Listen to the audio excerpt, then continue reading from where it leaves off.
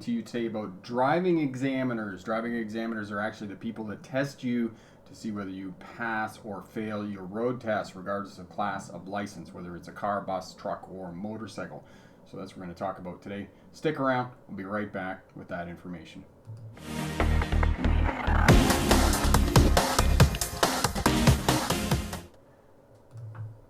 Hi there, smart drivers. Welcome back. Rick with Smart Drive Test talking to you today about driving examiners, what you need to do to pass your road test and not fail, because you don't want to fail a road test because that's a real drag.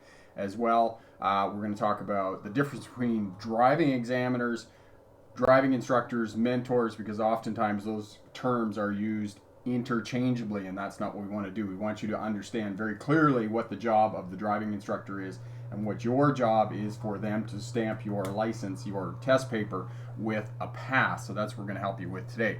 So we have a number of people here today. If you're just tuning in, let us know where you're tuning in from in the world and what class of license you're working towards, whether you're working towards your first license, whether you're working towards a CDL license to drive a bus or truck, motorcycle license, and where you're tuning in from in the world. So Presto is here. He's tuning in from Fort Worth, Texas. Carrie is here from Minnesota. And Tammy is here. Kiara is here tuning in from New York City. New York City is awesome. And in New York, they have a few different rules than the rest of the world in North America and whatnot. So we can help you out with all of that. And as you can see, I've been working on my backdrop for my live stream. So any feedback on that would be great.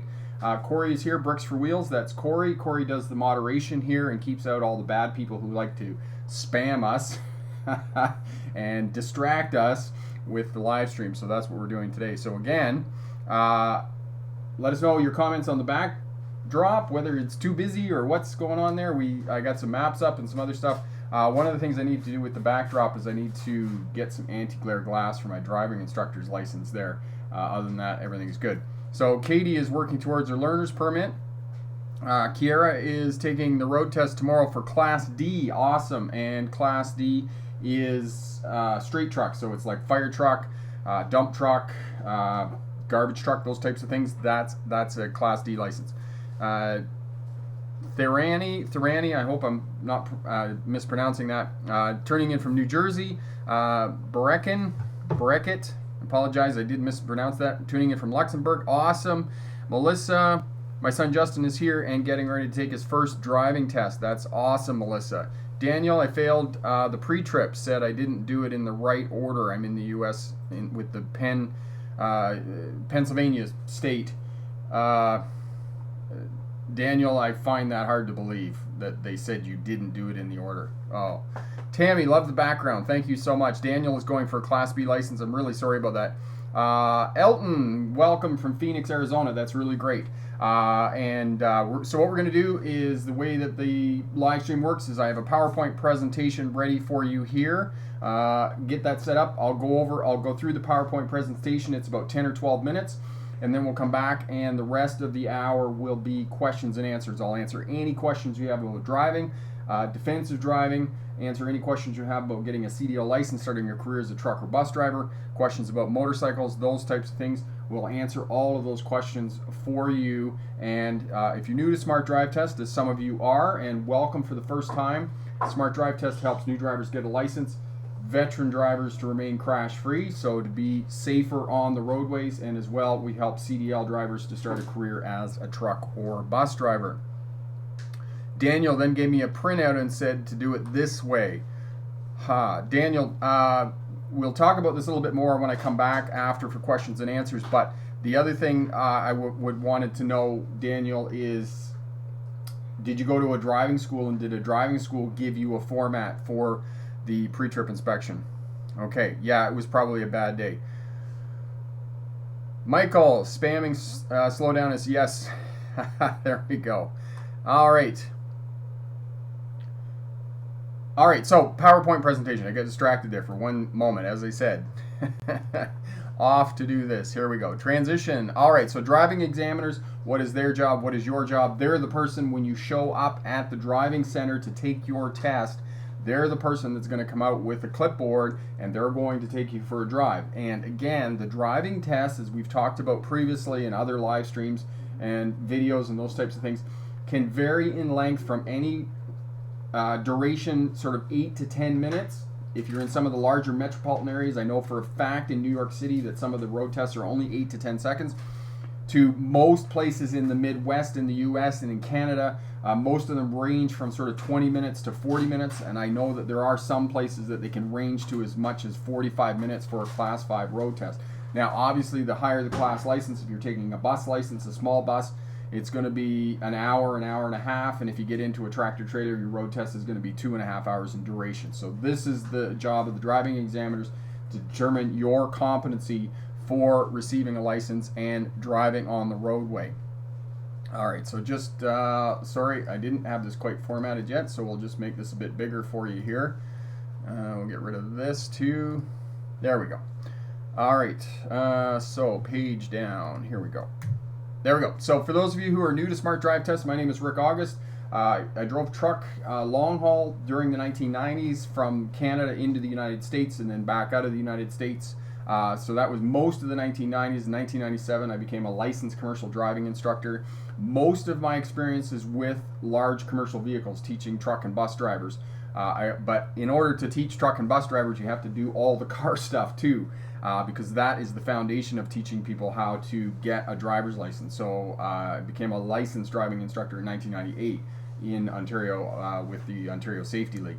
In 2006, I graduated from the University of Melbourne with a doctorate in legal history.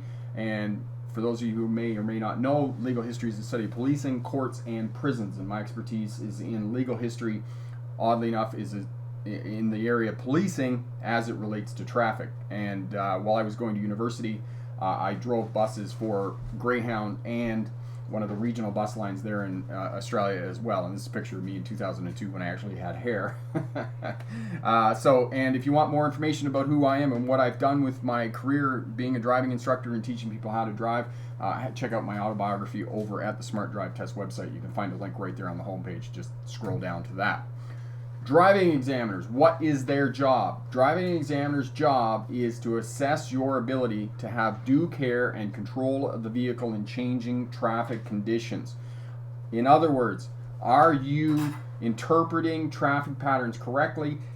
Are you interpreting and predicting the individual actions of other road users? And are you responding correctly to changing traffic patterns while you're driving in different situations? And of course, you're going to talk about the driving task.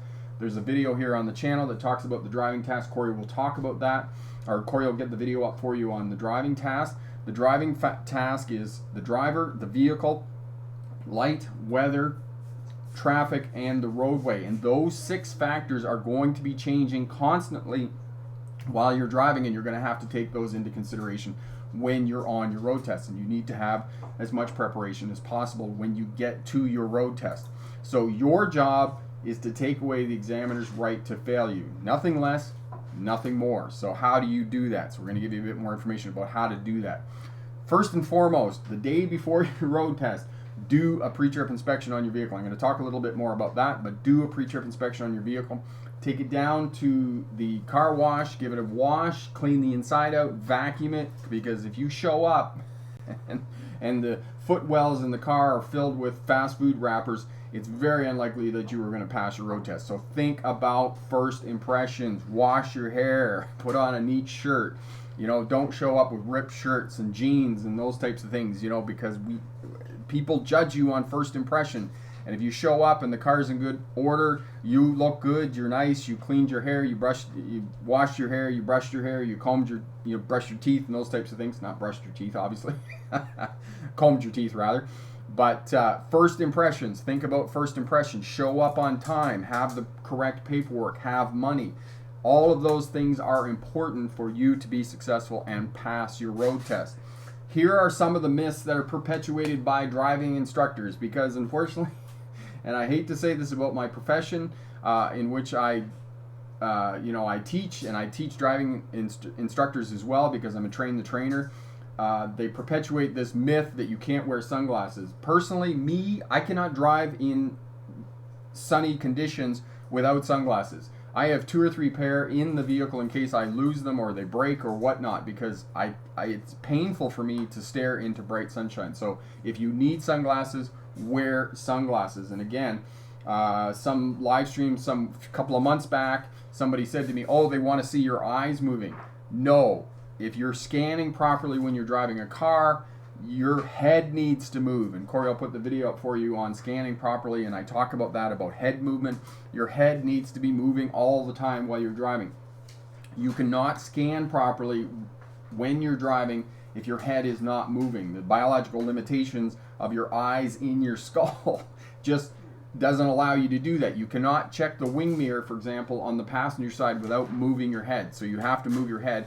Shoulder checking, imperative on a road test. To be successful, you have to move your head. So wear sunglasses if you need sunglasses as well. If you wear prescription glasses, make sure that you bring your prescription glasses to the test, because if that's a condition on your license for you to be able to drive, they will deny you your road test, okay?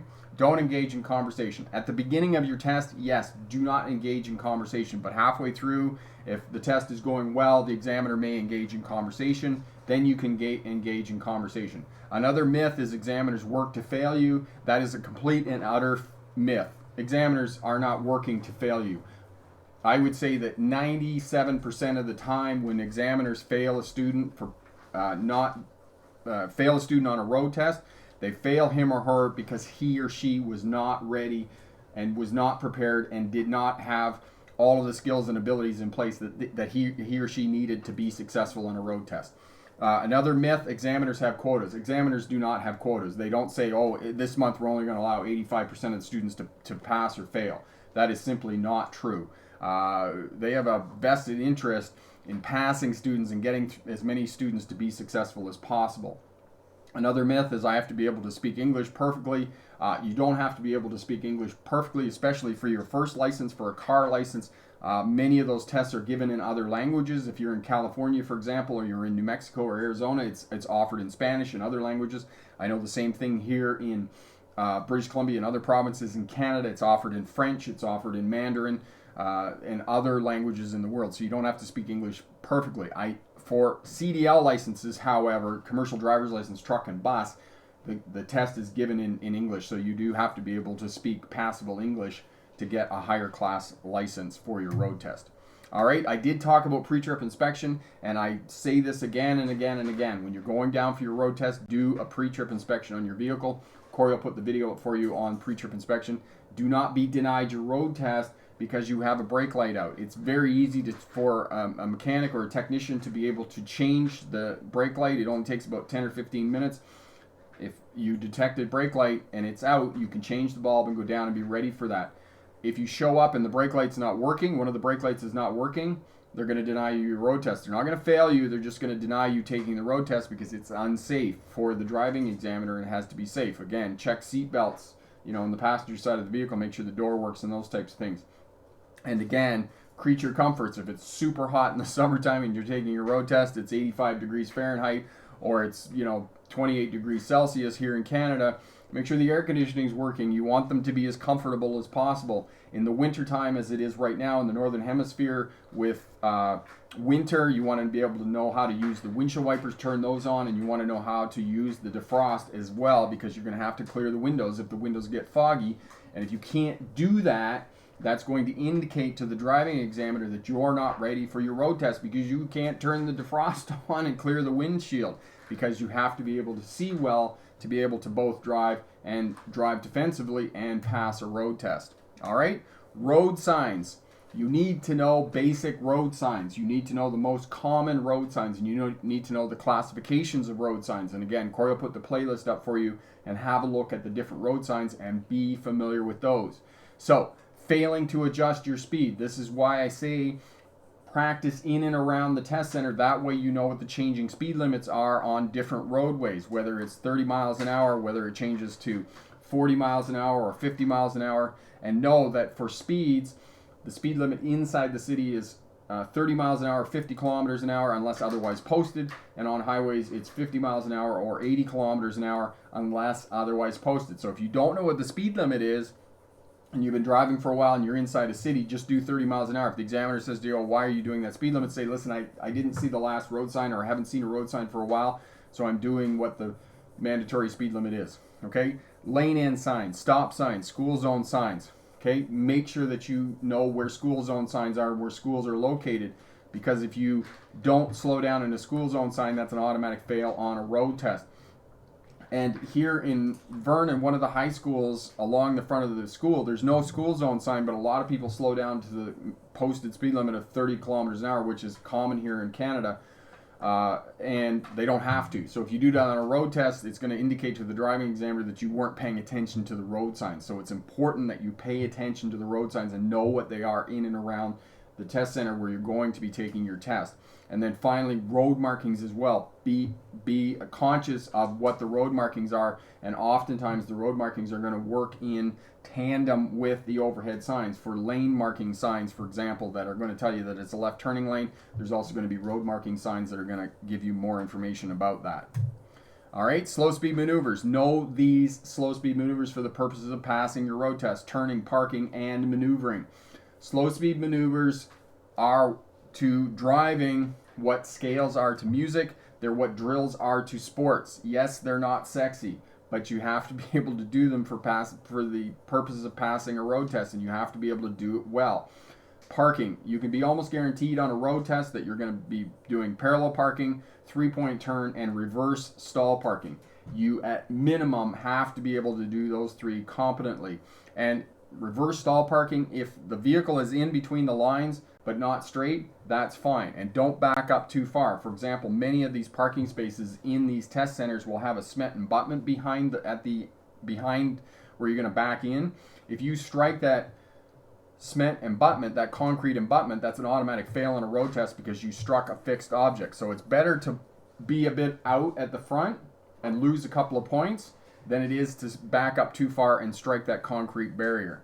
If you're in the least bit of doubt of where your vehicle is in space and place, it's perfectly acceptable to put the vehicle into park, put the parking brake on, and get out and look. You can do that. And if the examiner says, "What are you doing?" You're just like, "I'm not sure where I am. I can't see clearly, or I have an obstructed path of travel. I'm just going to get out and have a quick look." That will make you look very professional as opposed to striking a fixed object and failing your road test.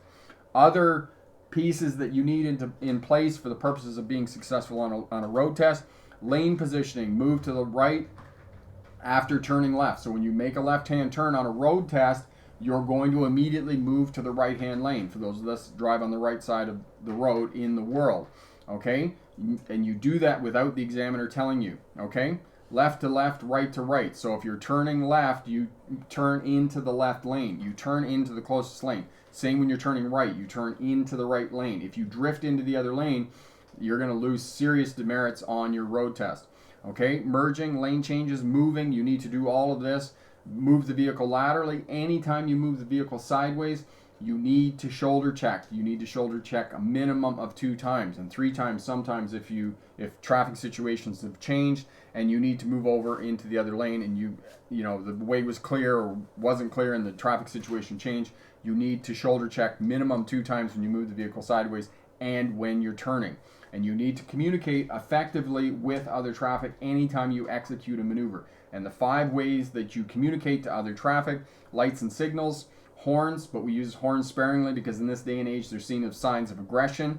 Eye contact. If you're not sure what another road user is doing, then get eye contact with that road user. And then hand gestures. Make sure you use all 5 fingers, not just tell them number 1 on a road test. Okay, all 5 fingers. And then finally, the most important way that we communicate our intentions on the roadway is the position of our vehicle in the lane. So if a vehicle, for example, is in the left turning lane, there's a high chance that that vehicle is going to be turning left. All right, so the driving examiner's job is to assess competency, as I indicated at the beginning, that they are assessing your ability to have due care and control of the vehicle in changing traffic conditions. That's what they're doing. There's demerit points. They assign demerits. So if you did a turn that was too wide or you positioned the vehicle incorrectly, you're going to lose 5 or 10 points. And for most passenger vehicles, it's going to be 45 points. I believe it's 45 points. 45. 25 points for a passenger vehicle. If you're doing a tractor trailer unit, then it's 45 points. If you exceed those amount of demerits, then you're going to fail your road test, okay?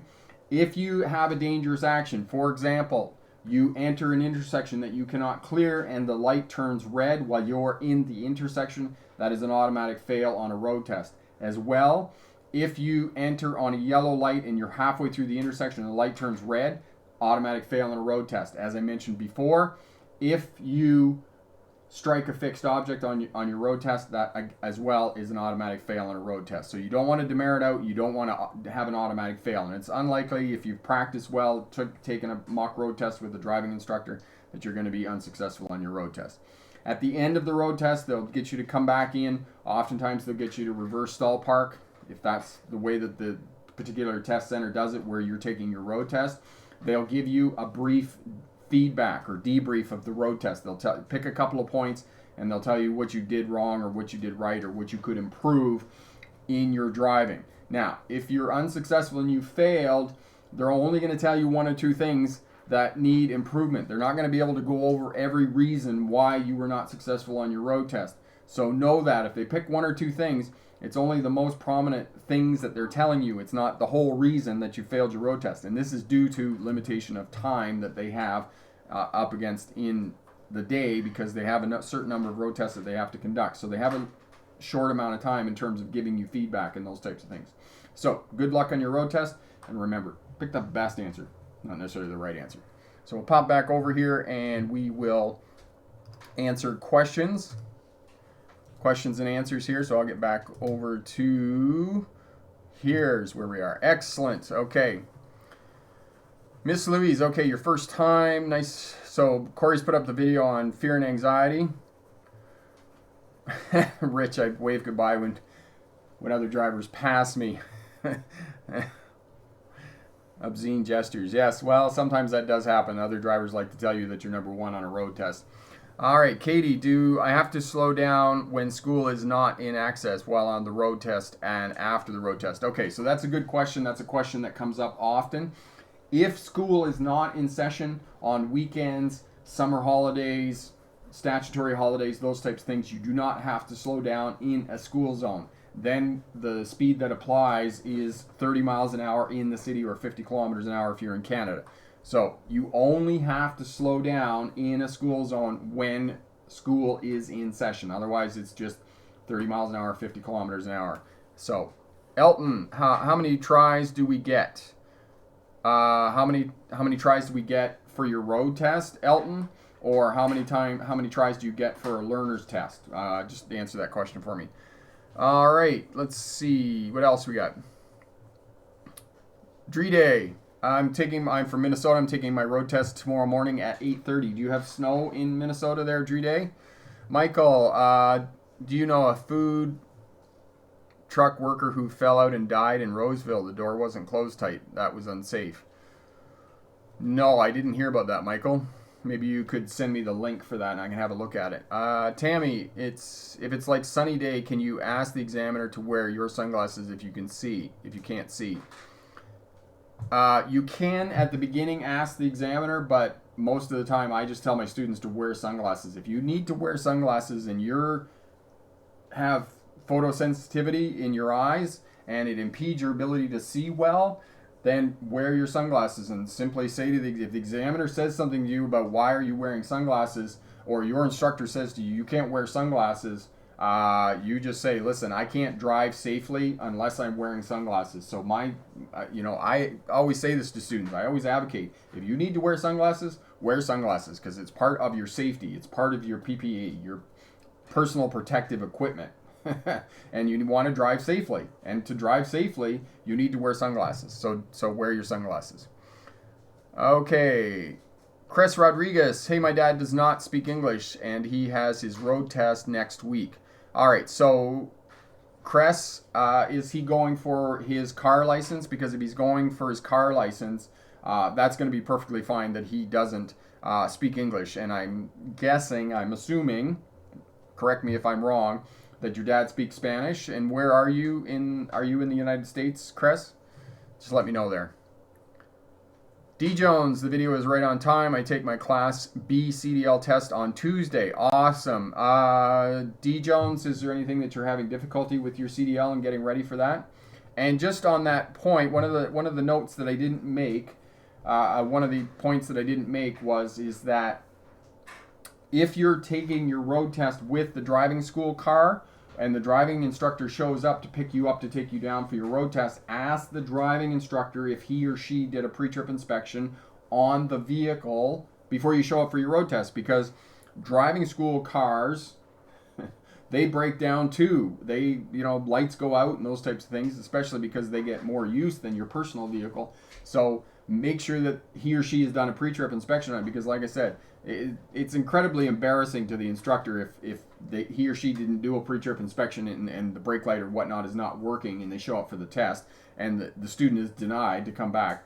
It's a little easier with driving schools because they actually have blocks of time during the week that they're booked in for road tests. But if you're doing a personal road test, it's going to be a little difficult. It's going to be more difficult, more challenging for you to get a time slot for a road test. So it might take you a little bit of time for that. Presto, they said only people who are really bad fail, but people fail every day. Yes, they do, Presto. People do fail the road test every day. But the reason is, and I've been in vehicles with people, lots of people simply think that driving is easy. And, I had this conversation with my mom, because my mom's visiting from Ontario right now, which is awesome, because she helped me with the backdrop here, which is really terrific. So yeah, again, new backdrop. If you have any feedback on the backdrop, it'd be great. So the point is that, in the 1980s, even maybe in the 1990s, you could still go out and teach your kids how to drive and pass a road test, and they would be successful in passing a road test. But in this day and age of GLP, graduated licensing programs, and the GDL, graduated driver's license, there are so many specific things that need to be in place for you to be successful on your road test that it's very unlikely that if your friend Joe comes and helps you and teaches you how to drive, you're not going to be successful on your road test. And I'll tell you a story about that. Some years ago, in the 1990s, I've been driving truck for probably 5 years at the time, and I had a friend who I met, and he wanted to get his truck driver's license. So I said to him, hey, just rent a truck. We'll go out. I'll show you a few things on how to drive the truck. And then you can go for your road test. You get your license. And what happened was, he rented a truck. We spent all weekend, and renting a truck and trailer is not cheap. It's probably $1,000 for a couple of days. So we went out, and I didn't know, because I wasn't a driving instructor at that point. I was a truck driver. In Ontario at the time, when you turned left in a big truck, you had to do the same thing you did in a car. You moved into the left lane, and then you moved over to the right lane, which is, now in retrospect, it's kind of ludicrous, because you're driving a huge vehicle, you're taking up the whole roadway anyway, and you should just move over to the right-hand lane to minimize impediment of traffic. But at the time, that was the technique that needed to be in place. And his shifting was a little rough, which, most drivers who go down for a road test in a big truck, that's what happens. And unfortunately, he didn't pass. And he spent all this money, he spent all this time, and I felt really bad. But the bottom line, the reality is that I wasn't a driving instructor at the time. And this was in the 1990s. And now I think that it's even more difficult for people to be successful on passing a road test than it was at that juncture. So even if you're not taking lessons, if you're just looking at my videos and you're thinking, okay, I can do that or I can do this, then that's fine. But I do strongly, strongly counsel you to book a mock road test, a practice driving test with a local driving school. Go out for an hour or 90 minutes. Spend the money, because the return on investment is huge, because not only will they take you on the road test route, but they will also give you feedback on the skills and abilities that need to be strengthened for you to be successful on your road test. So do that. It is money well spent, because there is nothing harder than coming back from failure on a road test, because now you got to rebuild your self-confidence. You got to go back and do it again. You're embarrassed. There's all these feelings and emotions. And, if you want to be guaranteed to pass your road test, go over to the Smart Drive Test website, pass your road test first time guaranteed. And again, that will walk you through step by step of what you need to do to be successful on a road test. All right. And if I miss your question, it's busy. There's lots of people on the live stream. Just type your question again or send it to me in an email, rick@smartdrivetest.com, and I'll answer your question, and we'll do the best we can. Okay, Michael's Japanese. Okay, 2K King. I paid for the driving school car and appointment, sir. Excellent, Anthony. What if I failed 4 times? How long am I going to wait? Because third time, 60 days before you can book again. Thank you. Yes, learners class 5. And this is what's happening, and this is the point that Anthony's making here, is that ICBC, the Insurance Corporation of British Columbia here, which is responsible for testing, the DOT in the United States, MTO, the Ministry of Transport in Ontario, other authorities that are responsible for administering road tests have now implemented a waiting time between road tests. Up until this year, up until the last 2 or 3 years, you could just go in and then, get another road test as soon as another road test was available. Now, if you fail your road test, you have to wait. And as Anthony just said, between his second and third time, he had to wait 2 months before he could take his road test again. So know that if you are not successful on your road test, it's not just rebuilding your self-confidence. It's not just coming back from being embarrassed that you didn't pass. It's also now that there's a mandatory wait time between road tests. So that is just another challenge that you have to face. So it should motivate you more and more to be over-prepared, to be as prepared as you can to be successful on your road test the day you go in to take your road test.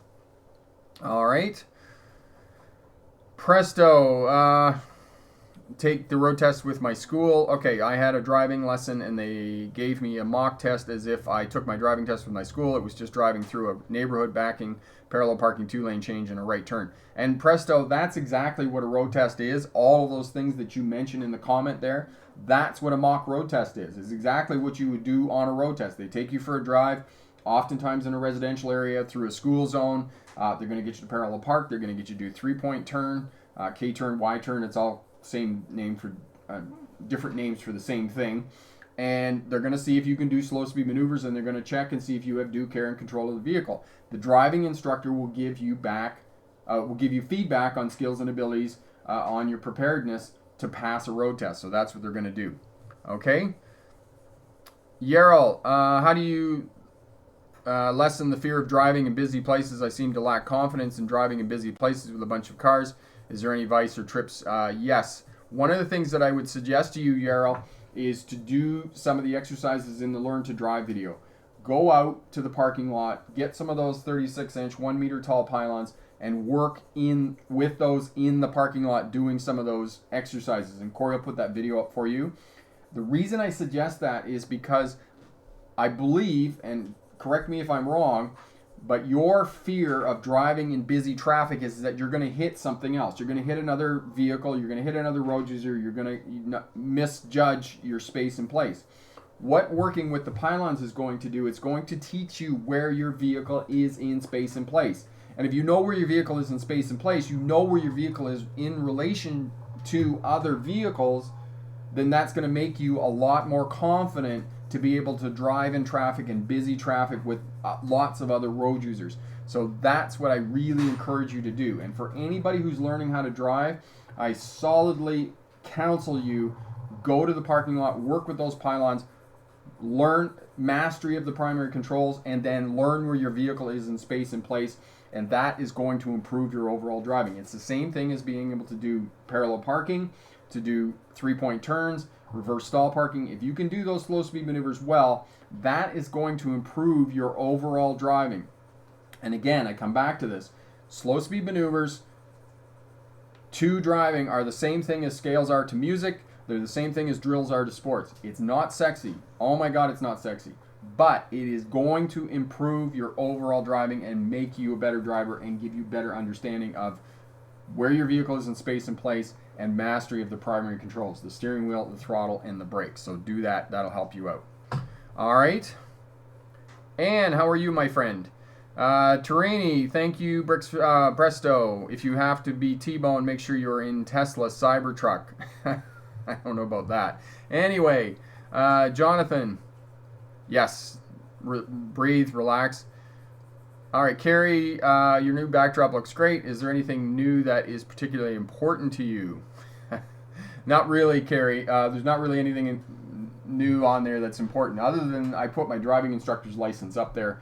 but I need to get an anti-glare piece of glass for it because the light from my studio lights here is reflecting off the glass and you can't see it. That's my degree actually has a piece of anti-glare glass on it. That's why you can see through and read it. So yeah, I'm gonna have to do that next week and pay for that. Maurice, do you have to wait long if you fail driving test in New York at 4 times? Maurice, I need you to send me that. I would need to look that up there in New York for you to get that specific information. So we'll send me that and we'll do that for sure. Okay, Presto, random, but how fast could a car go in reverse? I may try it for fun when trying to practice backing straight in an empty parking lot.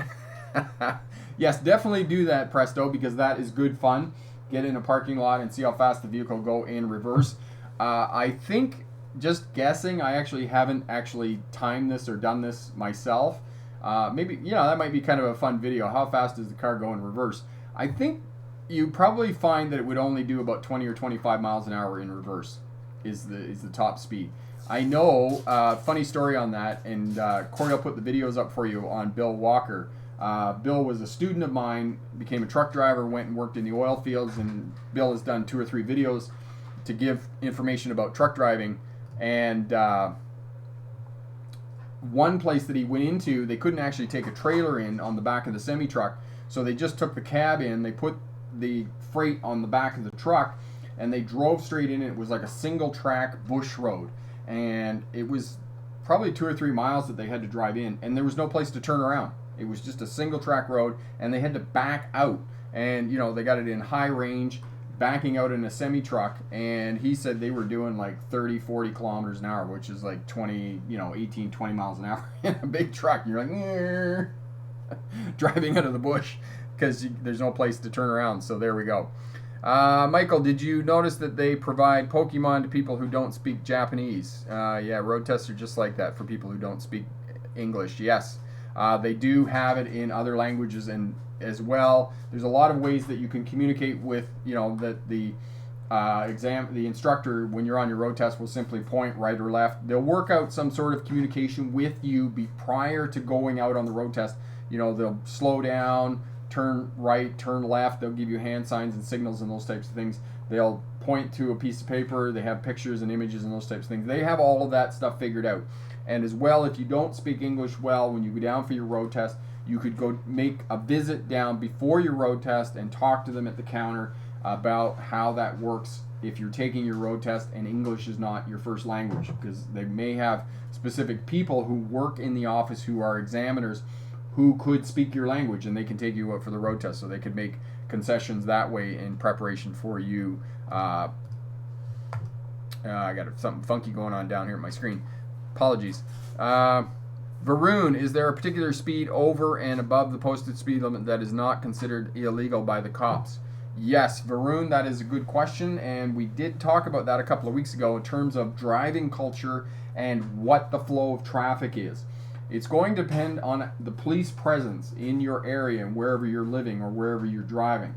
If there's a huge police presence, because we used to drive through the state of Ohio on Interstate 75 years ago from Toledo down to Cincinnati, and for those of you who know, it starts at mile marker 213 in Toledo, and it goes to 0 in Cincinnati when you cross the state line and go into Kentucky.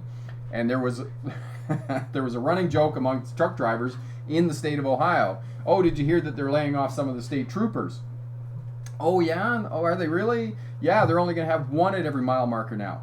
So Ohio had a reputation for very high police presence. And because of that very high police presence, there was very little speeding in the state of Ohio. Whereas you go to places like Nevada and other places and you get big trucks, Georgia was another state, you get big trucks out there, and if you're not doing 80 miles an hour in the hammer lane, you better not get in that lane because you're going to get run over. So traffic flow, how much you can drive above the posted speed limit is going to vary depending on where you are and what the perceived police presence is in that region or area. Here in British Columbia, we have a very low police presence. I'm not sure where the RCMP are most of the time, but you don't see them very often. Whereas you go to Ontario, the OPP, the Ontario Provincial Police, you see them everywhere, all the time. So there's a much lower tolerance for speeding. But as a sort of general rule, In the United States, you could probably go 5 to 8 miles an hour over the posted speed limit. Here in Canada, it's kind of like 10 to 15 kilometers an hour over the posted speed limit. But again, it depends where you are and the perceived police presence.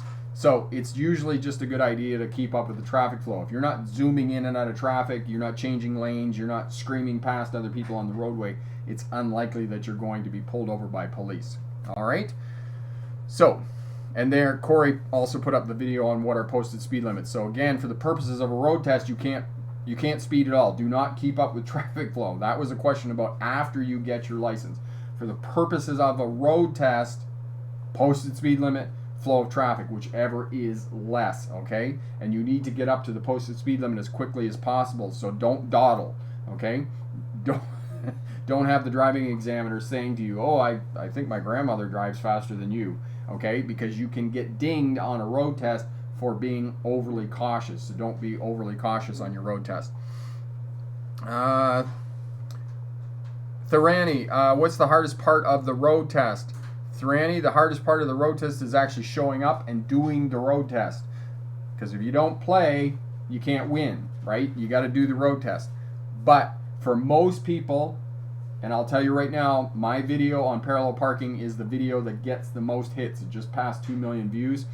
So for many people, parallel parking is the hardest part of the road test, and it's the one consistent. It doesn't matter where you are in the where you are in the world, you're going to end up doing parallel parking. So I would say that parallel parking gives students the most challenge, but if you can nail parallel parking, you can do parallel parking well, it's more likely that you're going to be successful on your road test. And again, the slow speed maneuvers, that 1/8, so 7/8 of the road test is in a forward motion. That is the easy part. It's the 1/8, the slow speed maneuvers, parallel parking, reverse stall parking, and 3-point turns. Those are the 3 hardest parts. And if you can do those well, your overall driving is going to improve. So that's what I would say is the hardest part of the road test for new drivers, particularly. For CDL drivers and whatnot, generally there's other things that are much more difficult on a road test.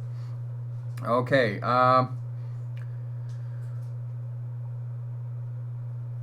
Presto, I think the problem with going fast in reverse in passenger cars is almost always there's only one gear for reverse. Yes, there is only one gear for reverse. And also, Presto, the other thing about reverse is that the way the gears work in the transmission, the reason you get a big whine in the transmission, and we're going to get pretty technical here, is that the gears, the forward motion gears in the transmission, they're cogged together like this, and to stop so they don't whine, they're on a slant. And I don't know the technical term for that, but in reverse, they're actually straight, and that's why you get that whine, because they don't mesh together as cleanly as they do when they're on that slant. So that's the other thing that slows you down for the purposes of going really quickly in reverse. Varun, thanks, Rick. I stay in Brampton, Ontario, which unfortunately bears the highest insurance rates. I'm a G driver. Yes, and Varun, and this is the other thing, we've talked about this in previous live streams in terms of the exorbitant amounts of money that new drivers are paying for insurance. I'm not even sure how they did it. And the other thing that I would say to you about insurance, I mean, I can attest to this as well, because when I moved to British Columbia in 2006, I came here. I hadn't been insured in the province of British Columbia. I hadn't driven in Canada for 7 years. I hadn't had a car for 7 years because I'd been in Australia going to university, and I took public transit or rode my bicycle because you can ride your bicycle there 360 days a year.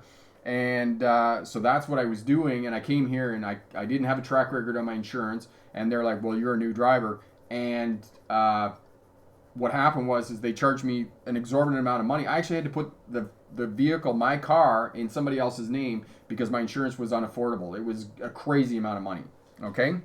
And where did that go? Excellent. Larry, there you go. Larry, helical, cut gears. That's the technical term for it. So, excellent. Okay, so, and you're having some trouble with your Wi-Fi. Yeah, that's kind of a problem. I always got to keep mine plugged in. Caleb, how can you lower costs for teen drivers? Okay, so Caleb, some of the ways that you can lower your insurance rates for drivers, The other thing, Caleb, maybe this is a good topic for another live stream. Is send me an email, because just tell me where you are in the world, and I'll have a look at that. But there are some places in some insurance companies will give you a lower rate if you take a defensive driving course. So that's one way you can do it. The other way you can do it is go on your parents' insurance.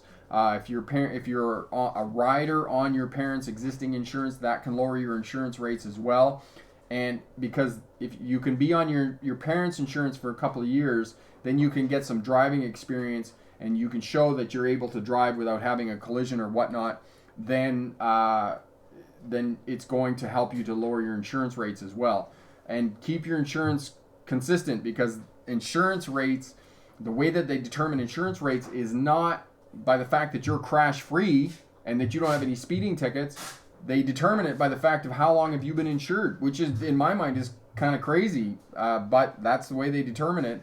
And as I said to you, I went and got insurance this year, and ICBC, the Insurance Corporation of British Columbia, has changed the kind of their criteria for how they insure people. And I said to the woman when I went to get my insurance, I said, well, kind of where am I on the scale? And she said, oh, you're in the 76th percentile. And I was like, what? I said, I teach driving. I'm a licensed driving instructor. I don't have any speeding tickets. I've never had a collision. I've never made a claim on my insurance. Oh, no, you're still in the 76th percentile. I'm like, how do you determine that? So for most of us mere mortals, there doesn't seem to be any rhyme or reason about how they determine what your insurance premiums are going to be. Okay? Caleb, so you're in Texas and you have State Farm insurance. Yeah, and the other thing, Caleb, is you might just want to get on the internet. You might want to shop around. But my understanding as a whole is that State Farm tends to be the insurance company that insures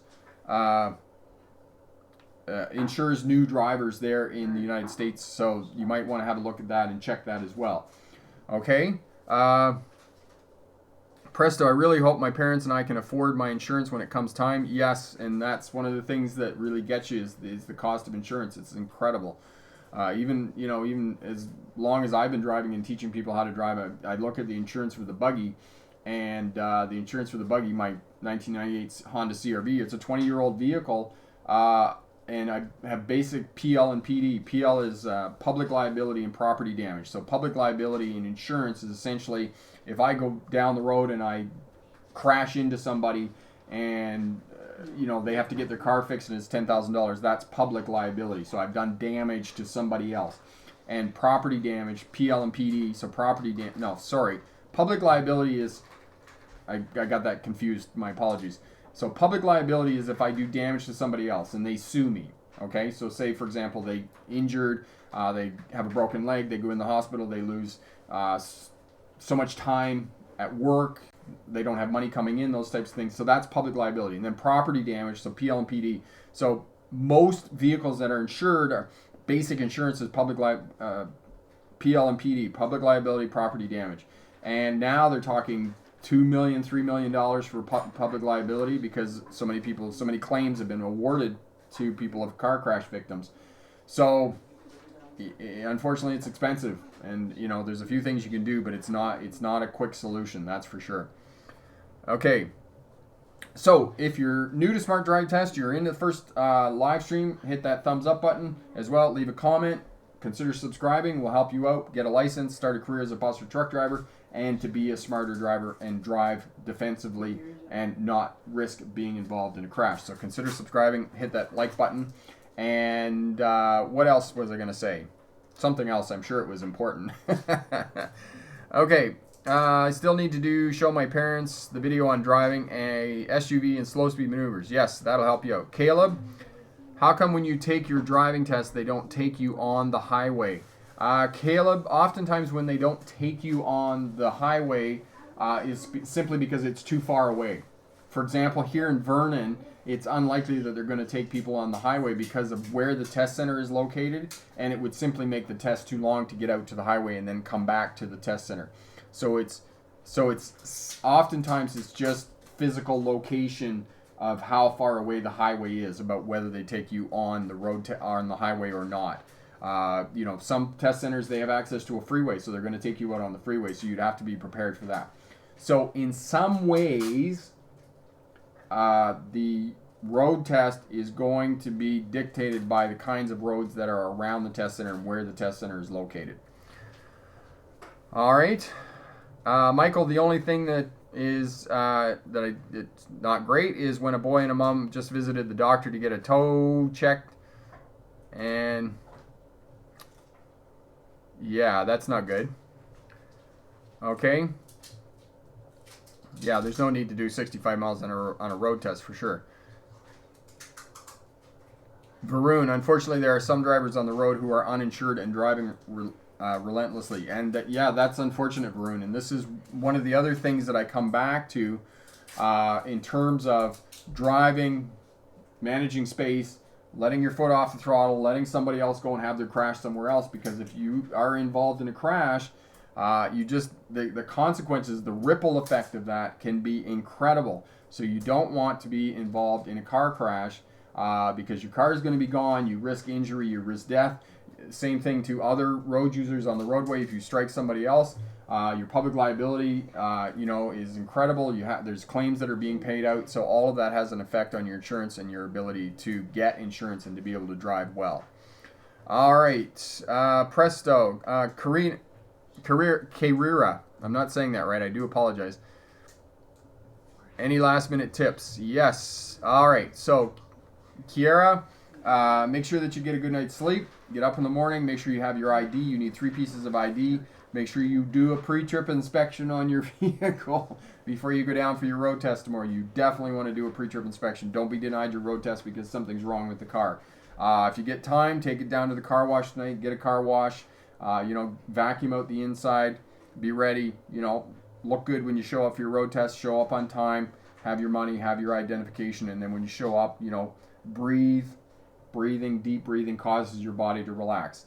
In through the nose, out through the mouth. Okay? In with the good, out with the bad. And all of that will cause your body to relax. And make sure you go to the toilet before you show up for your road test, because it's really tough to be confident on your road test when you got to go to the toilet and your legs are crossed. So go to the toilet before you go out for your road test. All right. Epic. What would be the best way to prepare for an examiner in a road test? Would it be taking a mock road test with a driving school so that when you take the test, you're ready, since examiners can fail you? Yes, examiners can fail you, Epic. And that is what I counsel people. If you're not taking driving lessons with a driving school, book a mock road test with a driving school. They'll take you on the test route in and around the test center. We just had that question about driving on highways. Some test centers are too far away from the highways for you to go out and actually do highway driving. But they are located next to a school, and there's a school zone. They're in a residential area. They have multi-lane highways through cities and those types of things. So you're going to have to be able to do all of that. And so there is a little bit to the test that's specific to the test center where you're going to be taking your test. So they're going to take you on the actual test route where you're going to take your test, and they'll give you feedback on your abilities and skills that need to be strengthened for the purposes of a road test. So I strongly, strongly counsel you to take a mock road test before you take your real road test if you haven't taken driving lessons. Because if you've taken driving lessons, then the driving instructor is going to do all of that for you. He or she is going to take you on the test route, and he or she is going to give you feedback on your readiness for the road test. Okay, Caleb, what's the hardest part about driving on the highway? Caleb, for most people driving on the highway, the hardest part is just getting assimilated to the higher road speeds. You have to have more space when you're driving on the roadways because obviously you're traveling at higher speeds, and because you're traveling at higher speeds, you need to be able to interpret traffic patterns and be proactive. You don't want to be reactive, because as I say, when you're reactive, when you're too close to other road users, you're too close to other vehicles on the roadway, you're letting somebody else drive your vehicle and hoping that you're going to react fast enough to be able to, put some evasive actions in place. So you don't want to do that. If you manage space well, then you don't have to be reactive. You can be proactive. So the hardest part of driving on the highway, looking far down the road, managing space well, correctly interpreting traffic patterns, and then understanding the actions of individual road users. So that's what you want to do when you're driving on the highway and driving safely on the highway. But for the most part, driving on the highway is going to be a little bit safer because spaces automatically increase. If you're following it 2 to 3 seconds behind other traffic, then everything's going to be good. Okay, and Corey's got some videos up there for people on techniques how to pass, how to drive on motorways. Lots of great information there for everybody who's driving on road tests. Caleb, my test place is right next to the highway, but they don't take you on the highway. But again, the other thing you need to understand about examiners, and this is an excellent point to finish up with, is yes, you'll go out with a specific examiner. They won't make you do 3-point turns. They won't make you go on the highway or those types of things. However, what you do on a road test to be successful on a road test is there's a fair amount of discretion on the part of the examiner. If the examiner doesn't want to make you do a 3-point turn, you're not going to do a 3-point turn. If the examiner changes his or her mind on whatever whim he or she has and they want to go out on the highway, you're going to go out on the highway, and you have to have those skills in place. And this is why I say to you, now that they're beginning to implement mandatory wait times between tests, you want to be prepared for just about anything that can be thrown at you in a road test based on the discretion of the examiner. So if the test center is located next to a highway and the examiner wants to go out on a highway, there isn't anything you can do about it. If you can't go back and say to the manager, oh, the driving examiner took me out on the highway and I wasn't ready, the driving examiner, the manager of the driving examiner team, they're just going to laugh at you because you needed to be ready, because you needed to demonstrate to the examiner due care and control of the vehicle in changing traffic conditions, and that means on a highway. That means on an interstate. So be ready and be over-prepared for the purposes of passing your road test. And when that happens, you'll come back and you'll leave a comment and you go, oh, it was really easy. Of course it was really easy because you practiced, and you prepared for the road test. You did what you needed to do and were successful. So there you go. Excellent. Yemi, I drove today on the highway for the first time. My cousin told me to leave enough space. He told me to measure it as a light post. Yes, so one of the things you want to do, Yemi, light post, so you see it, the vehicle in front of you goes past the light post, you start counting. 1 alligator, 2 alligator, 3 alligator, and it should be minimum 3 seconds from the time that you go past the light post. And the larger the vehicle, the more space you're going to need. And it's all of this is under ideal conditions. So if road conditions deteriorate, you want to increase that following distance for the purposes of staying safe and having good defensive posturing in place.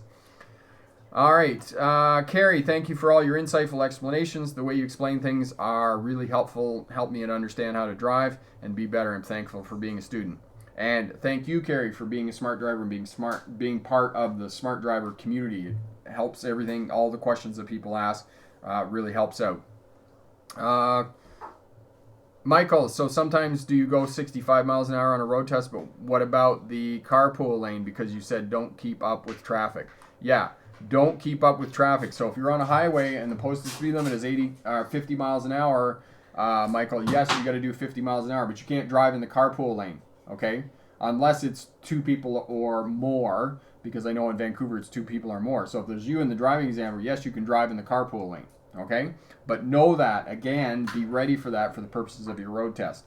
All right, and again, you need to study for the test, where you're going to be taking your test and what the test center can dictate and whatnot. Yemi, thanks, you're most welcome. All right, so we're going to wrap it up there. Ending. There we go. Okay, so transitioning over. So make sure you head over to the Smart Drive Test website and pick up your road test checklist. You can get that over there, and that will give you a checklist of things that you need to have in place for road test day, and we'll help you out. And we'll send you some helpful emails as well that will prepare you, and especially if you're getting started, definitely get on that email list, because we send you an email every day that's going to help you be successful on passing your road test. Caleb, what's the hardest part of merging onto the highway or exiting the freeway? Caleb, the hardest part is merging onto the freeway. Definitely merging onto the freeway. Because as you're coming out, you got to signal early, pick your spot, and then you got to match the speed of traffic. And if you can't get out and there's not a space, you need to squeeze over to the left side of the lane to indicate to other traffic that you're going to move over there. Okay? So definitely merging. So you definitely need to practice that for the purposes of your road test. So again, head over to the Smart Drive Test website, pick up your checklist for pass your road test first time. And Epic, when driving on interstates or motorways, try to take extra caution or otherwise overtake you in a dangerous condition. Happened to me and my dad yesterday in Newark. Mock test is definitely worth it. Yes, and I definitely have that. Okay. Yep. Michael, we're definitely seeing your comments here on the live stream. So excellent. So thank you everybody for showing up and participating. If you had a road test in the last couple of weeks and have passed that, congratulations on that. And if you have a road test coming up this week, good luck on that. And remember, pick the best answer, not necessarily the right answer. Have a great day. Bye now.